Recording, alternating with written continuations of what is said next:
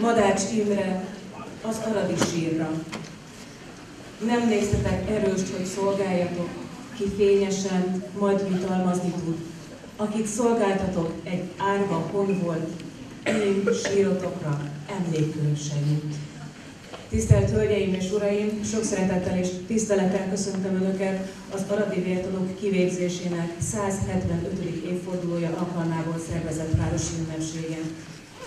Felkérem Takács Zoltán Bálint urat, a Nádasdi Kulturális Központ igazgatóját emlékbeszédének megtartására. Tisztelt Hölgyeim és Uraim, tisztelt emlékező közösség! 175 évvel ezelőtt, 1849. október 6-án szombaton a hajnali órákban a másfél héttel korábban meghozott ítéletnek megfelelően figyelemmel Haynau császári királyi táborszernagy módosításaira kőbelőtték Kis Ernőt, Dezsőfi Arisztidot, Schweidel Józsefet és Lázár Vilmost. Kis Ernő honvéd altábornagyot az első lövés csak megsebesítette, ami után maga vezényelt újra tüzet a tanácstalanul álló kivégző osztagnak.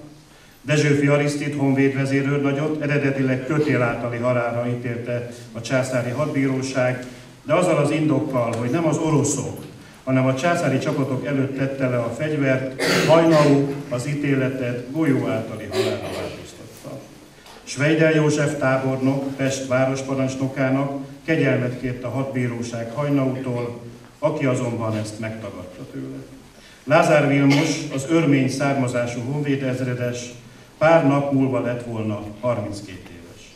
A szabadságharc alatt a hadtestparancsnokságig vitte, ezért nem kapott kegyelmet, csak golyót. Az akasztást megúszta.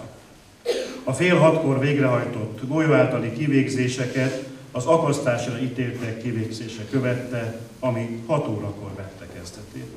Elsőként Költenberg Ernőt vezették a bitófa alá, rangjától megfosztva polgári ruhában. Jómódú osztrák családból származott, birtokaik voltak Galíciában, jó kapcsolatokkal rendelkeztek a császári udvarban, ő mégsem követte a családi hagyományokat, hanem katonának állt.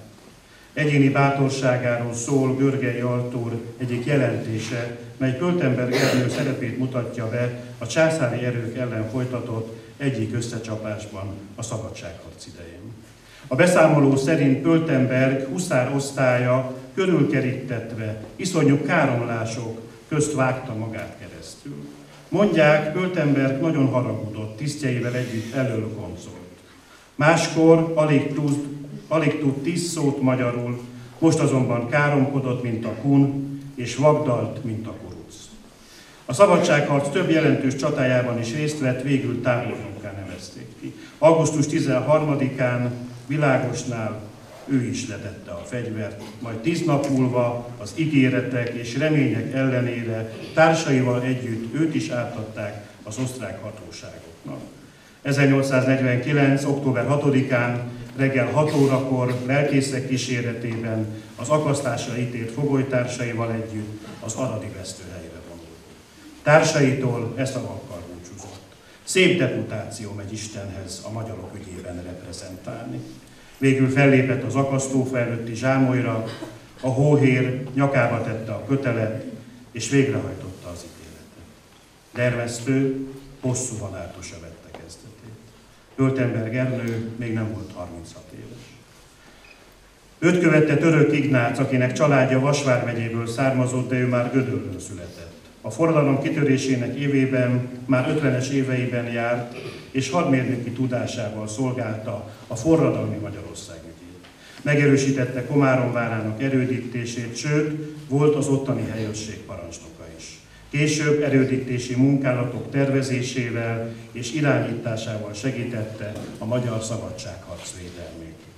Lelkiismereten felment engem a bíróság előtt, kijelentését komolyan gondolva, megőrizve lelki nyugalmát, a kivégzés előtti éjszakán egy francia hadmérnök munkáját tanulmányozta. Török Ignác után Láner György következett, aki a szabadságharc hadiparának fejlesztésében tett komoly lépéseket, többek között megszervezte a nagyváradi fegyvertárat. Az itt készült ágyukra Zinyi Miklós mondatát iratta: ne bántsd a magyart. Kivégzése előtt, miután elbúcsúzott olasz származású feleségétől, egy híres opera búcsúáriáját játszotta óperán. A szabadságharc hadtestparancsnokai léptek ezután az akasztófa elé, a horvát származású Knézics Károly, a magyar Nagy Sándor József és a németországi hesseni nagyhercegségben született Leiningen-Westerburg Károly. Miután a Bakó végül a kötelet a nyakára tette és megszorította, így kiáltott: éljen a haza! Leiningen-Westerburg Károly, odafenn igazságosabban ítélnek felettünk, mondattal búcsúzott a földi világtól. Aulich Lajos, a magyar forradalom és szabadságharc utolsó hadügyminisztere, az éjszaka még Horáciuszt olvasott, a bitófa alatt pedig a következőket mondta: szolgáltam, mindig csak szolgáltam, és halálommal is szolgálni fogok, forró szeretett magyar népem és hazám, tudom, megértik ezt a szolgálatot. Már csak ketten maradtak, a szerb származású Damjanics János honvédtábornokot számos győzelme után hadügyminiszterré nevezték ki, ezután olyan súlyos sérülést szenvedett azonban, hogy a csatatértől távol maradt, tudása, stratégiai gondolkodása, ismeretei az ellenséggel folytatott küzdelem során igencsak hiányoztak. Sorsát azonban ő sem kerülhette el, nem kapott kegyelmet, és utolsó szavaival feleségétől és hazájától egyaránt búcsúzott, amivel határozott tanúbizonyságot tett arról, hogy mindkettő, a családja és hazája is fontos számára. Azt gondoltam, én leszek az utolsó, mert a csatában mindig az első voltam. Szegény Emiliám, éljen a haza, mondta búcsúzóul, majd odaszólt még a hóérjához: kérem, ne borzolja össze a szakállamat.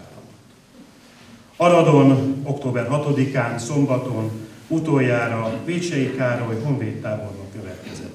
Végignézte 8 bajtársának haláltusáját, és neki már nem volt kitől elbúcsúznia. Valószínűleg ez jobban fájt neki, mint az élettől elválni.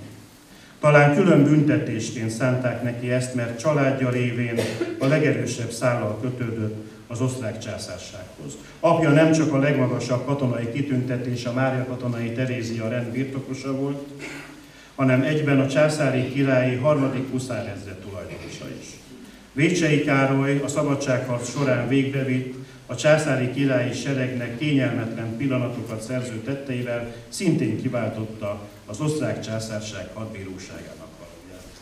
Tegyük hozzá, hogy még magyarul sem tudott igazán, hivatalos leveleinek intézéséhez tolmácsot kellett alkalmaznia.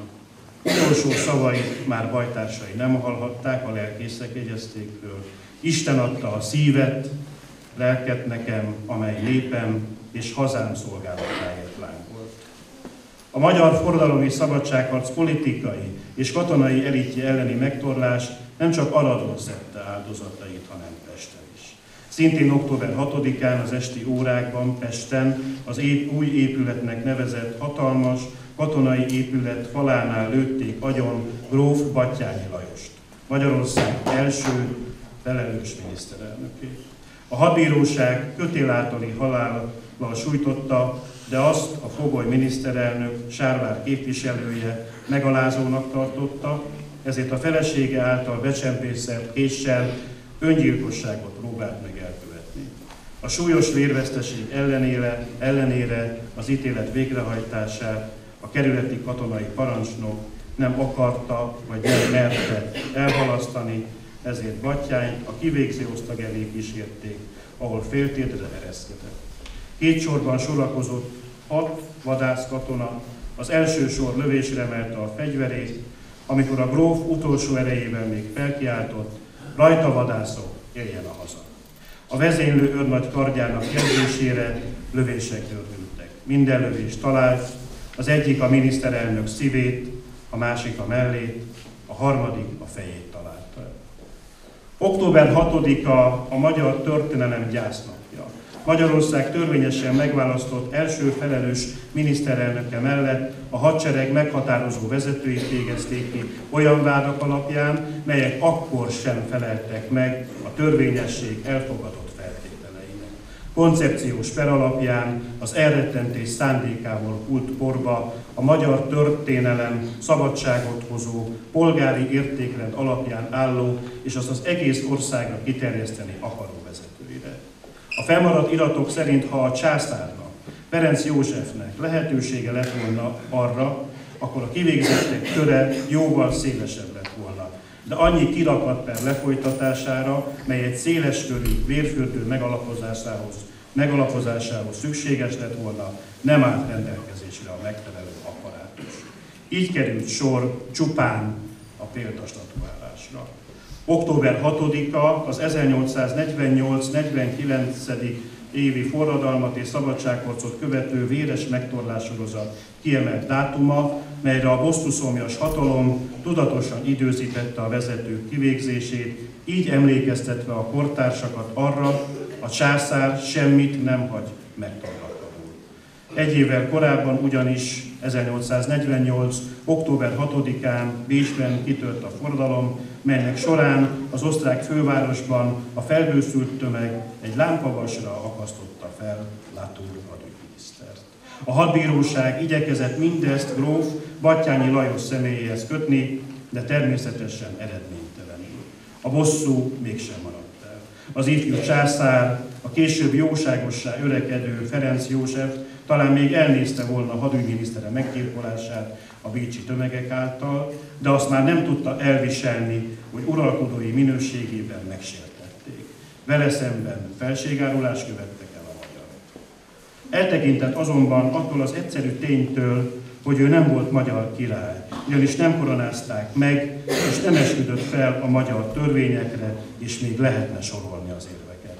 A Magyar Honvédség tisztjei, közlegényei, a magyar közigazgatás hivatalnokai, a magyar parasztság, a városi lakosság így a hazáját védte egy a magyar királyságra rátörő ellenséggel szemben.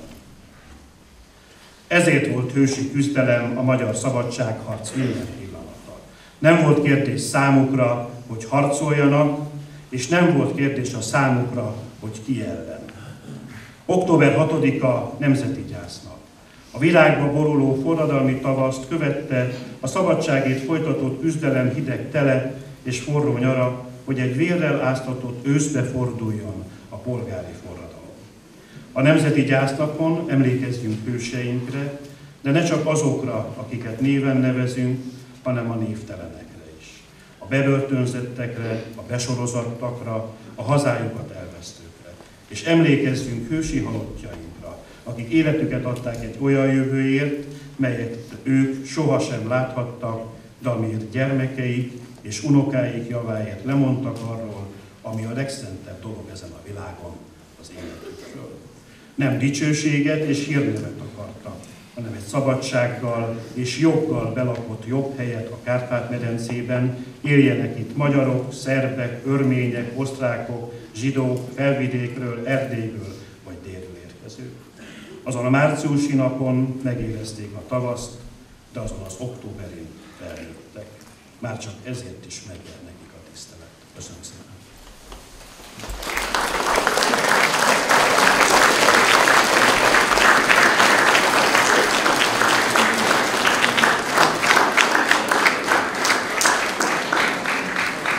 Köszönöm szépen igazgató úr emlékező szavait. Kérem, a következő percekben hallgassuk meg, illetve nézzük végig a Nádasdy Tamás Általános Iskola 8. C, 8. B, 7. B és 6. A osztályos tanulóinak megemlékező műsorát. Felkészítő tanáraik Vörös Krisztina, Vörös Vivien és dr. Horváth Péterné tanárnők. Műsoruk címe Októberi esernyők.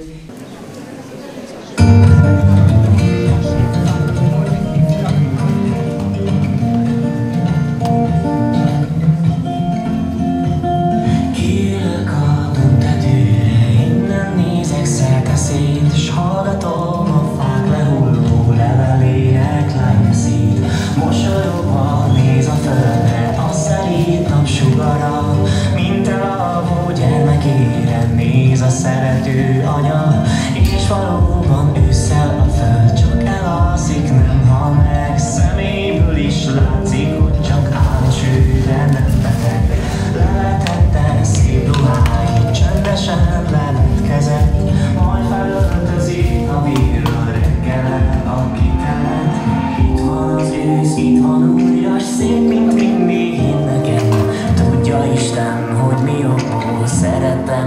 szeretem.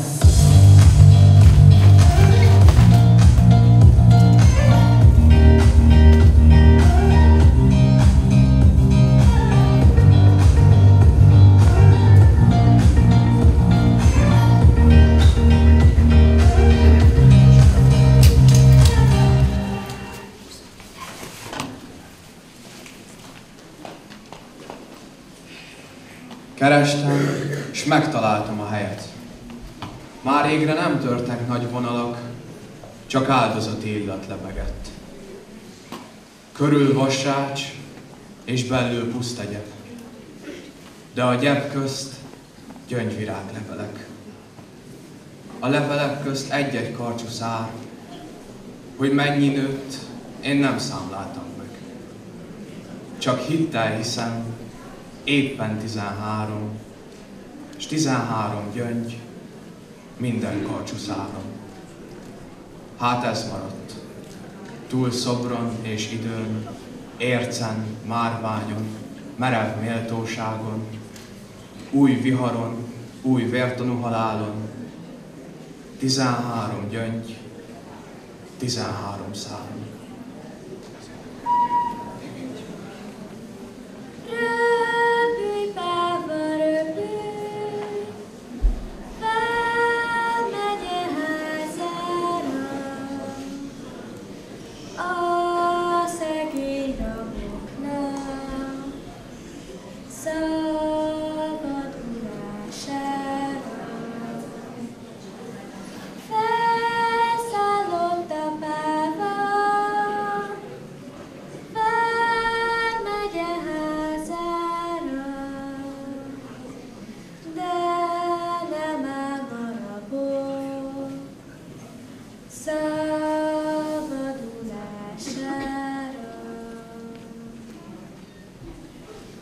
A napsütéses kora őszi napok után, 1849. októberének elején, hűvösebbre, esősre fordult az idő. Arad várában 13 hőstábornok, az országunk szabadság küzdelmében bátran küzdő katona, Pesten Magyarország első miniszterelnöke, a Sárvári kerület országgyűlési képviselője várta, hogy a szabadságharcunkat eltigró, végrehajtó kéz döntsön az életükről.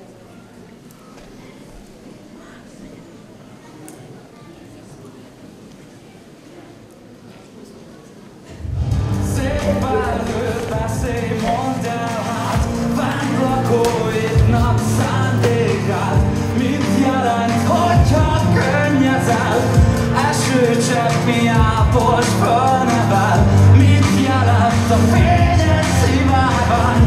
Út lenne a mennyek irányán, a szápol, gyászol, vagy inkább értünk táncol.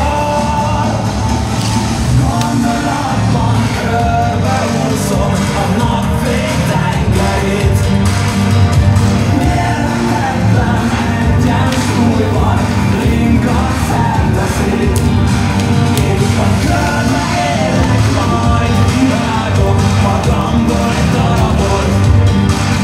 Arfelé űzöm, abban bízva, hogy benned maradok. Ó, mondd el, holdan, meséld el, mi az, ami minket vezérel, hogy fény lesz, oly szép erősen, belőled lettem, s te belőlem. Tévesz, mert lenne a gondolat, hogy nem te űzöd el a gondokat. Éjjel, fényjel, végtelenségben vezényel. Az októberi szél lassú táncra hívta a faleveleket Arad és Pest felett. A tánc csendes és szomorú volt. Csak a börtön ablakaiból hallatszott egy-egy néma kiáltás, a papírlapok hangja, amelyeken a rabok szeretett feleségüknek és gyermekeiknek írt utolsó sorai sóhajtoztak. Drága nő! Hiába reménykedtünk az emberségesség utolsó szikrájában, amikor azt véltük, hogy még egyszer látjuk egymást. Ezt is megtagadták tőled.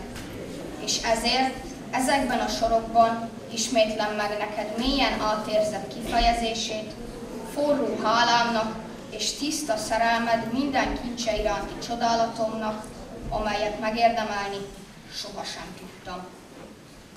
Ebben az ünnepélyes órában megesküszöm, hogy a király és a monarchia elleni árulásnak soha egyetlen gondolata nem férkőzött lelkemhez, és hogy a hazához nem kevésbé hű voltam.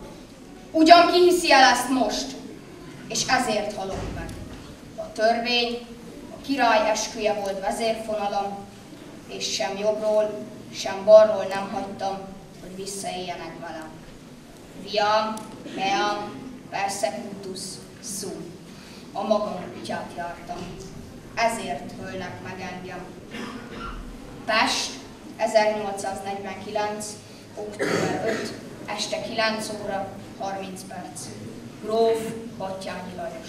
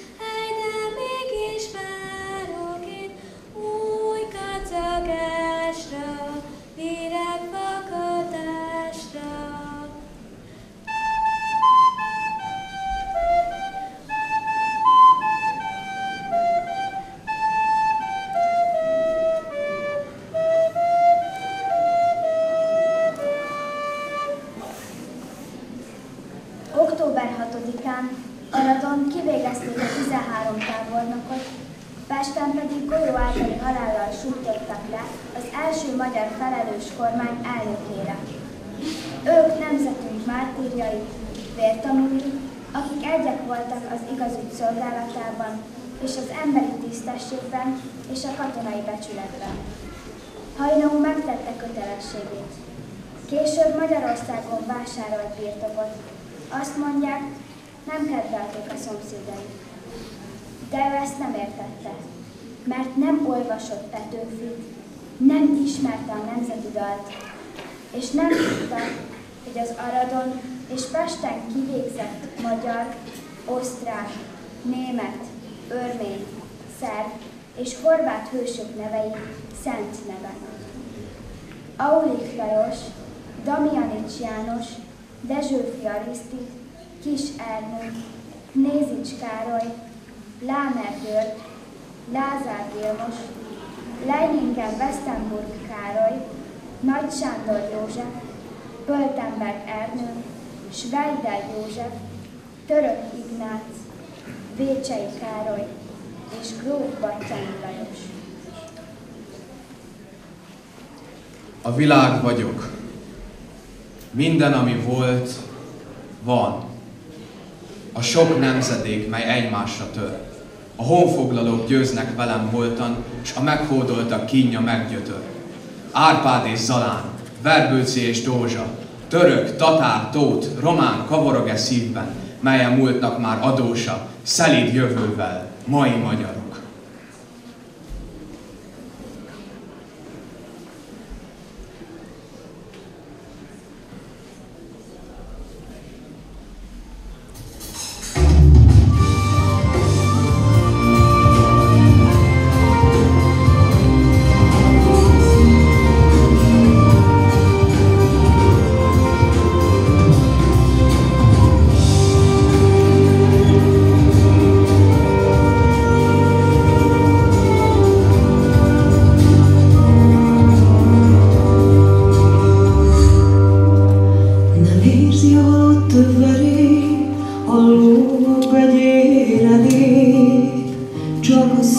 szívem érzi, csak a szívem érzi, nem érzi a száraz levél, a sárga teszi le a szél, csak a szívem érzi, csak a szívem érzi, a vállak néha fellegek, nem érzik azt meg az egér, csak a szívem érzi, csak a szívem érzi.